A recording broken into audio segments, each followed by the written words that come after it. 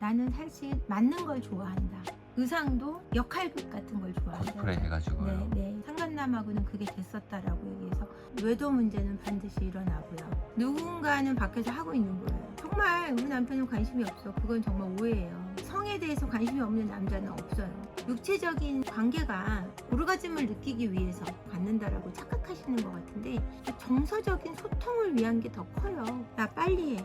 아 피곤해서 못해. 뭐 씨바지 소가 된 것 같다. 그래서 성적인 흥분이 생기지 않는다. 너무 가족 같아서 관계를 갖고 싶어지지 않았다. 혹시 가장 오래 안 하신 분은 16년 차에 15년이요. 성적 취향이 달라서 안 하는 경우도 있나요? 아 당연히 있죠. 지금 어떤 거 하시는 거죠? 제 인생 목표를 한번 써봤거든요. 10가지 100만 유튜버도 있네요. 되고 싶어요. 이제 얼마 안 남았네요.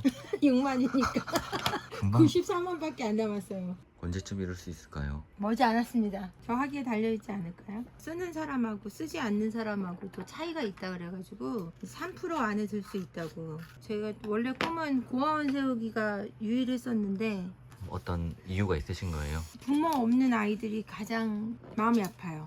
부모 없는 4명만 딱 모아가지고 제 아이들처럼 그렇게 대학까지 안 해주는 거 없이 내 아이처럼 키워서 독립시켜놓고 그렇게 죽고 싶어요. 와 진짜 쉽지 않은 결정하신 네, 것 같은데요. 그러니까 뭐 입양을 하거나 이런 게 아니라 내가 엄마 아빠를 잃어버려서 한재원이라는 엄마를 만나서 너무 행복했다 이렇게 살게 하고 싶어요.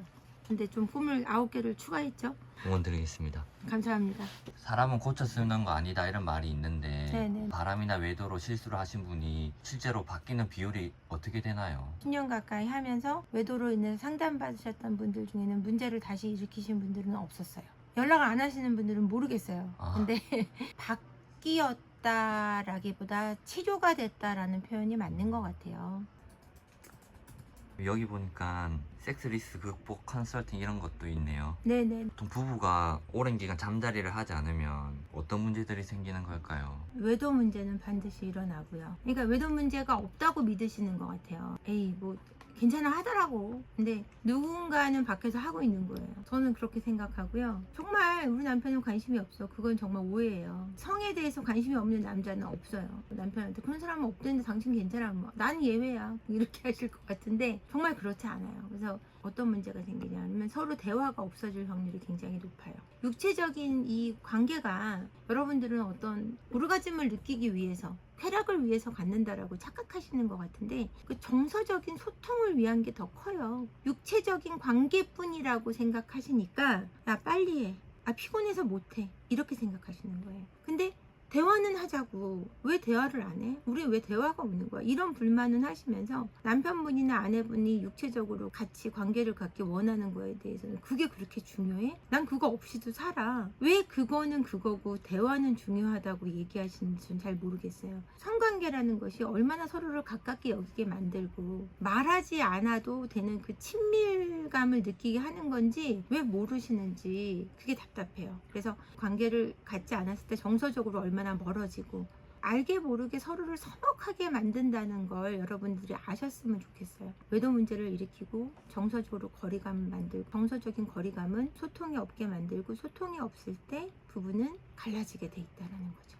그 부부 관계에서 많은 것들이 또 이어지네요. 파생되는 거죠. 처음에 다 엄청 사랑해가지고 서로 결혼을 했는데 관계를 안 하게 되는 이유는 어떤 게 있을까요? 여러 가지 문제가 다 있겠지만 그 중에 가장 큰 거는 이 관계 속에서도 매너리즘에 빠지는 것 같아요. 똑같은 방식으로 관계를 맺게 되거나 아니면 한 명이 너무 고정되어 있는 형식으로 관계를 갖고자 하거나 보수적으로 행동을 한다거나 그러니까 관계가 재미없게 한다라는 거죠. 그 경우도 들 수 있고요. 또는 크게 싸웠거나 낮에 크게 싸워서 밤에 관계를 가질 때 관계를 하고 싶지 않아지는 거예요. 미운데 네가 좋은 거 다 싫어. 이런 식의 관점이 갖게 되기도 하더라고요. 한 번 그렇게 되면은 또 2번 관계를 갖지 않게 되고 또는 한쪽에서 원했는데 한쪽이 한 3번 정도 거절을 했어요. 3번 이상 거절당하면은 자존감이 그렇게 상한다고들 얘기하세요. 또는 임신을 하기 위해서 관계를 가질 때 내가 꼭 뭐 씨바지 소가 된 것 같다. 그래서 그런 관계를 갖다 보면 그 다음부터는 성적인 흥분이 생기지 않는다.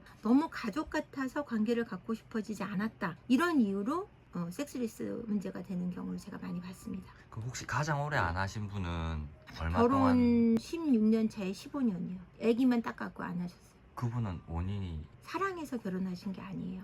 여자분이 큰 병원장 따님이셨는데 남편분은 그냥 의사셨고 아내분이 너무 살이 찌셨어요. 만난 지 한 달 만에 결혼했고 병원 이어받는 조건으로 결혼을 하신 그럼 그 남편분도 다른 외도 데서 중이셨어요.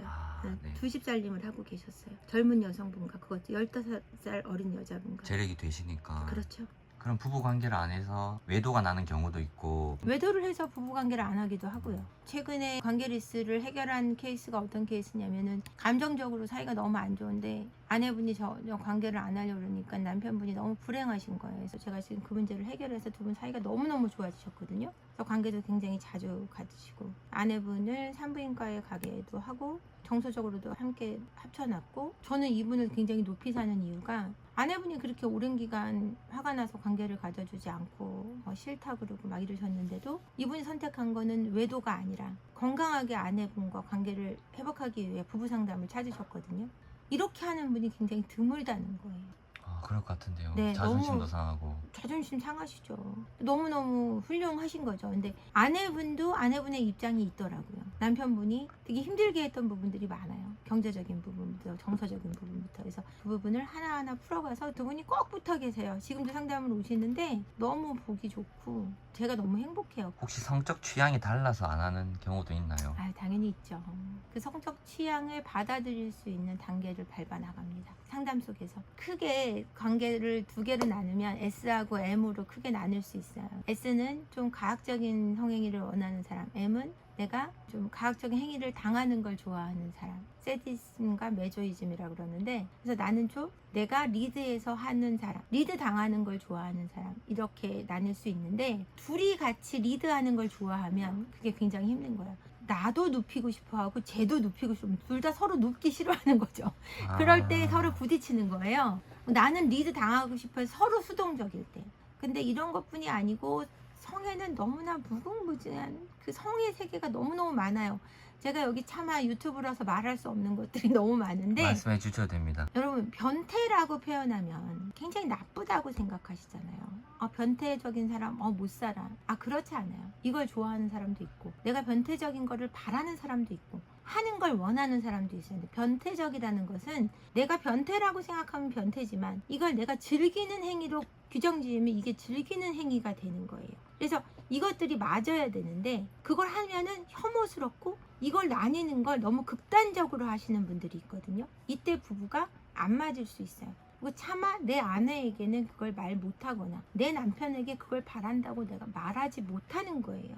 제 사례 중에 아내분이 정말 바람이 났는데 겨우겨우 남편분에게 솔직해진 거예요. 나는 사실 맞는 걸 좋아한다. 맞는 거요? 네, 매를 맞는 걸 메조이즘이다라고 얘기를 하신 채찍질 거예요. 이런 거. 네. 그걸 몰랐던 거죠. 그리고 아, 의상도 나는 좀 역할극 같은 걸 좋아한다. 코스프레 해가지고요. 네. 그것도 얘기를 못했던 거예요. 그래서 부끄러워서요. 그쵸. 근데 그 상간남하고는 그게 됐었다라고 얘기해서 두 분이서 그것도 합쳐가시고 외도남하고도 헤어지고 그 관계를 회복해가는 과정을 밟아가셨거든요. 그러니까 솔직할 수 없다라는 게 이렇게 위험한 거예요. 관계에 있어서도 내가 그걸 원한다고 했을 때 남편은 날 이상하게 볼 거야 라고 생각한다는 게 서로 관계를 굉장히 어렵게 만든다라는 거죠. 대표님 지금 많은 분들을 상담을 하고 또 솔루션도 제시해드리고 있는데 네. 그 부부 관계를 다시 끈끈하게 하는 대표님만의 방법이 있을까요? 두 분의 의견을 다 긍정해 드린다는 거예요. 판단을 짓는 분들이 많으신 것 같아요. 남편분이 외도한 배우자한테 잘못하셨어요. 잘했어요. 뭐 이런 식으로. 그게 아니라 이분에게는 이분의 입장이 있고 이분에게는 이분의 입장이 있거든요. 그걸 긍정을 해서 끌고 간다는 거예요.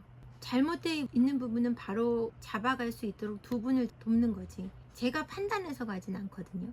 이게 저의 방식인 것 같고요. 굳이 부부 상담을 오지 않더라도 도와줄 수 있는 방법. 서로의 입장을 긍정해 주는 거. 너의 입장도 긍정하고 나의 입장도 긍정해가는 방식. 그것처럼 좋은 건 없을 거라는 생각이 드는데요. 말은 쉽지만 또 이제 행동으로 하기는 그게 왜 쉽지 않겠네요. 어렵냐면 나만 옳다고 고집하기 때문이에요. 저 사람도 옳고 나도 옳을 수 있는데 제가 옳으면 내가 그른 거고 내가 옳으면 제가 그른 거라는 이분법적 사고 때문에 그래요. 세상은 회색이에요. 검은색과 흰색이 아니란 말이에요. 검은색과 흰색으로 나눌 때 우울증이 많이 와요. 이거 아니면 그거잖아. 이런 분들 거의 우울증이에요. 너도 틀리고 나도 틀릴 수 있어. 이런 사고가 사람을 건강하게 만들거든요. 회색이네요. 이 네. 노트북 색깔처럼. 그래 우리 그럴 수 있구나라는 생각으로 함께 나아가시면 훨씬 사이가 좋아지시지 않을까 싶어요. 그럼 부부 사이에 게임을 하면 관계 나도 사실은 해보고 싶었는데 요구해서 해주기는 자존심 상할 때 그냥 젠가 게임이나 고스톱 게임을 통해서 내가 어쩔 수 없이 해야 되는 거면은 하면서 재밌을 것 같아요. 여기도 로브 젠가 있나요? 없어요. 저희 아, 네. 섹스 테라피 비디오 동영상이 있어요. 동영상이라면 연인끼리 서로 이제 애무하는 방식이라든지 아니면 관계를 갖는 스킬을 3시간짜리 이렇게 출연하시는 배우분들은 배우가 아니고요. 그거는 강의 형식으로 되어 있어요. 전 야동을 생각했는데요. 아 죄송합니다. 야동을 제작하진 아, 네. 않습니다. 알겠습니다. 실례가 안 된다면 혹시 사유가 매도 이런 걸까요? 알겠습니다. 네. 아, 같은 차 타고 가시는 거죠? 네. 예. 조심하세요. 예, 예.